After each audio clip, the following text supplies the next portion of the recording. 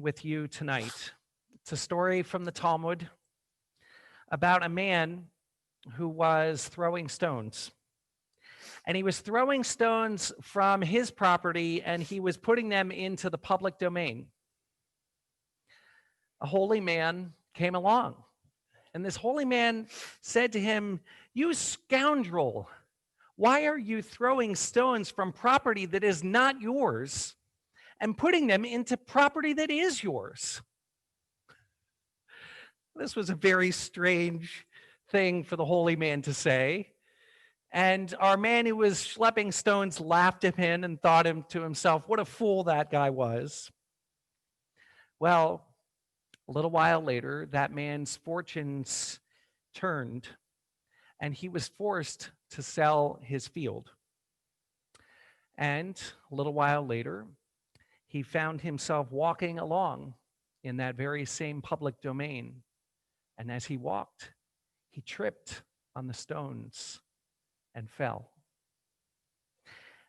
And as the man was lying there on the ground, he thought to himself and said, that holy man was a very wise man.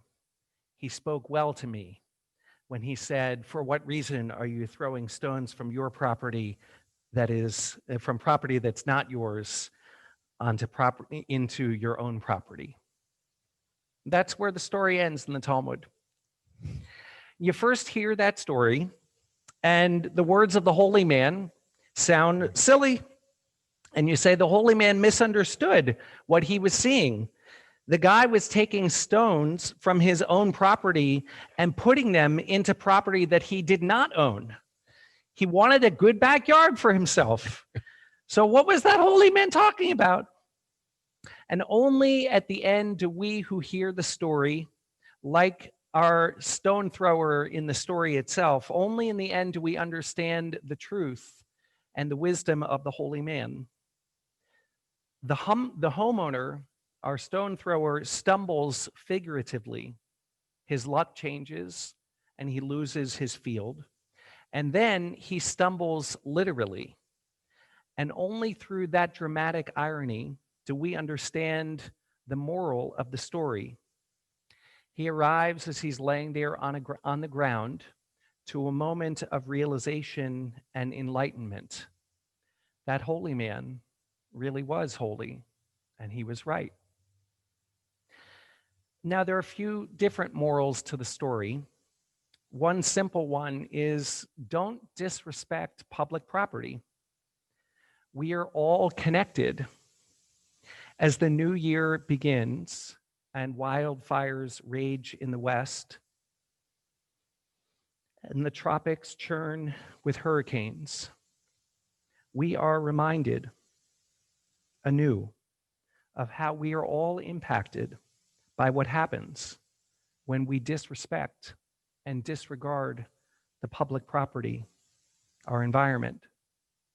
Today is Rosh Hashanah, the day that the Jewish people celebrate the creation of the world. We would do well to remember our responsibility to care for the world that God has charged us to care for. As the world struggles with the pandemic, we are reminded of how connected we are to each other and how hard it is to truly separate ourselves from anyone else. Another lesson that we can learn is the importance of being humble. We should be very careful at laughing at the supposed stupidity of others. We live in a society of scoring points. Too often, we scoff and mock the opinions of others, and when we do, that laughter cuts, and it hurts, and it only creates further division in our society. We would do well to react with curiosity and even wonder to those who say things that we think are foolish. We would do well to remember that according to our tradition, every person possesses wisdom. Every person is someone from whom we can learn, and all people are created in the image of God. In his book, The Land of Truth, Talmud Tales, Timeless Teachings, Professor Jeffrey Rubenstein of New York University offers a third moral in his analysis of this short story. He says, while we human beings naturally feel that our lawfully acquired property, our possessions, our house, and especially our land belong to us and cannot be taken away, in truth, all material wealth is subject to changing circumstances. The only goods that we truly possess are those that we share with others, that we give away. Paradoxically, we do not eternally possess that which legally belongs to us, while we can never be deprived. We can never be deprived of many things that we do not own. This brief story, says Rubenstein, teaches us a deeper perspective on reality in contrast with superficial appearances. Put more simply, that stone thrower in the story is short-sighted.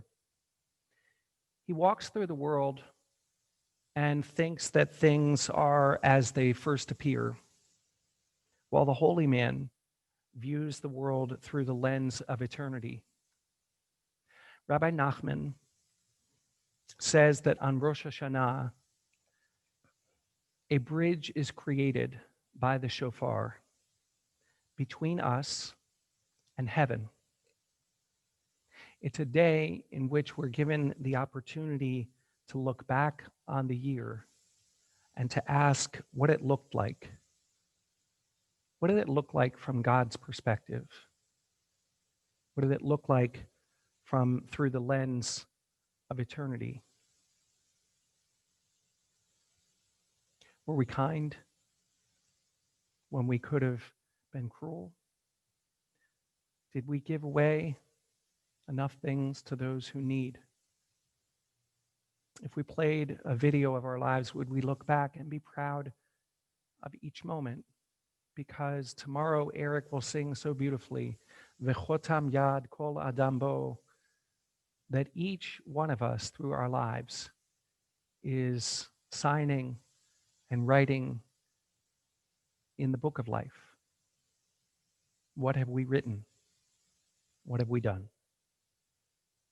The only eternal part of us is not our objects or our possessions, but what we give, what we teach, and what we contribute to God's world. My blessing for us is that we do the work of the season. We let Rosh Hashanah wash over us. Let us be given the gift of a day of heaven here on earth. And let us see the world anew and make ourselves better because of it. Shana Tova. Amen. Amen. Shkar.